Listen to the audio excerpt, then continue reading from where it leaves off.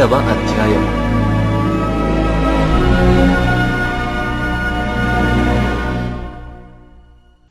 మరియు అబద్ధ ప్రవక్తలు ప్రజలలో నుండిరి. అటువలనే మీలోనూ అబద్ధ బోధకులుందురు. వీరు తమ్మును కొనిన ప్రభువును కూడా విసర్జించుచు తమకు తామే శీఘ్రముగా నాశనము కలుగజేసుకొనుచు నాశనకరమగు భిన్నాభిప్రాయములను రహస్యముగా బోధించుదురు. మరియు అనేకులు వారి పోకిరి చేష్టలను అనుసరించి నడుతురు. వీరిని బట్టి సత్యమార్గము దూషింపబడును. వారు అధిక లోభులై కల్పనా వాక్యములు చెప్పుచు మీ వలన లాభము సంపాదించుకొందురు. వారికి పూర్వము నుండి విధింపబడిన తీర్పు ఆలస్యము చేయదు. వారి నాశనము కునికి నిద్రపోదు. దేవదూతలు పాపము చేసినప్పుడు దేవుడు వారిని విడిచిపెట్టక పాతాళలోకమందలి కటిక చీకటి గల బిలములలోనికి త్రోసి తీర్పుకు కావలిలో ఉంచబడుటకు వారిని అప్పగించెను. మరియు ఆయన పూర్వకాలమందున్న లోకమును విడిచిపెట్టక భక్తిహీనుల సమూహము మీదికి జలప్రళయమును రప్పించినప్పుడు నీతిని ప్రకటించిన నోవహును మరి 7 కాపాడెను.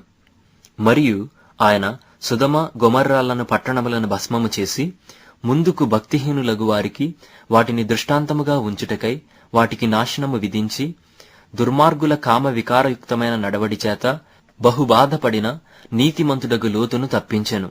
ఆ నీతిమంతుడు వారి మధ్యను కాపురముండి తాను చూచిన వాటిని బట్టియు వినిన వాటిని బట్టియు వారి అక్రమమైన క్రియల విషయములో దినదినము నీతిగల తన మనస్సును నొప్పించుకొనుచూ వచ్చెను.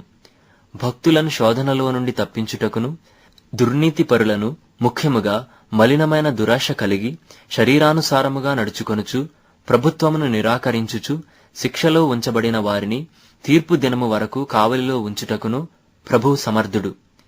వీరు తెగువగలవారును స్వేచ్ఛాపరులునై మహాత్ములను దూషింపవెరవకయున్నారు. దేవదూతలు వారికంటే మరి అధికమైన బలమును శక్తియు గలవారైనను ప్రభువు ఎదుట వారిని దూషించి వారి మీద నేరము మోపవెరతురు. వారైతే పట్టబడి చంపబడుటకే స్వభావసిద్ధముగా పుట్టిన వివేక శూన్యములగు మృగముల వలె ఉండి తమకు తెలియని విషయములను గూర్చి దూషించుచు తమ దుష్ప్రవర్తనకు ప్రతిఫలముగా హాని అనుభవించుచు తాము చేయు నాశనముతోనే తామే నాశనము పొందుదురు. ఒకనాటి సుఖానుభవము సంతోషమని ఎంచుకొందురు. వారు కళంకములను నిందాస్పదములునై తమ ప్రేమ విందులలో మీతో కూడా అన్నపానములు పుచ్చుకొనుచు తమ భోగములయందు సుఖించుదురు. వ్యభిచారిణిని చూచి ఆశించుచు పాపము మానలేని కన్నులు గలవారును అస్థిరులైన వారి మనస్సులను మరలు కొల్పుచు లోభిత్వమందు సాధకము చేయబడిన హృదయము గలవారును శాపగ్రస్తులునై ఉండి తిన్నని మార్గమును విడిచి బెయోరు కుమారుడైన బిలాము పోయిన మార్గమును బట్టి త్రోవ తప్పిపోయిరి. ఆ బిలాము దుర్నీతి వలన కలుగు బహుమానమును ప్రేమించెను. అయితే తాను చేసిన అతిక్రమము నిమిత్తము అతడి గద్దింపబడెను. ఎట్లనగా నోరులేని గార్ధబము మానవ స్వరముతో మాటలాడి ఆ ప్రవక్త యొక్క వెర్రితనము అడ్డగించెను. వీరు నీళ్లులేని బావులను పెనుగాలికి కొట్టుకొనిపో మేఘములునై ఉన్నారు. వీరి కొరకు గాఢాంధకారము భద్రము చేయబడి ఉన్నది.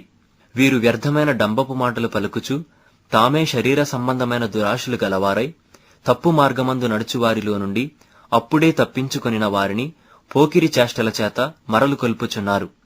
తామే భ్రష్టత్వమునకు దాసులైయుండియు అట్టి వారికి స్వాతంత్ర్యము ఇత్తుమని చెప్పుదురు.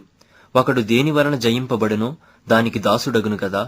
వారు ప్రభువును రక్షకుడునైన యేసుక్రీస్తు విషయమైన అనుభవ జ్ఞానము చేత ఈ లోక మాలిన్యములను తప్పించుకొనిన తరువాత మరలా వాటిలో చిక్కుబడి వాటి చేత జయింపబడిన ఎడల వారి కడవరి స్థితి మొదటి స్థితి కంటే మరి చెడ్డదగును.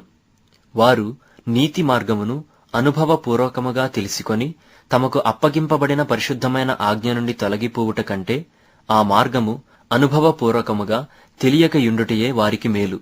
కుక్క తన వాంతికి తిరిగినట్టును కడుగబడిన పంది బురదలో దొర్లుటకు మళ్ళినట్టును అను నిజమైన సామెత చొప్పున వీరికి సంభవించెను.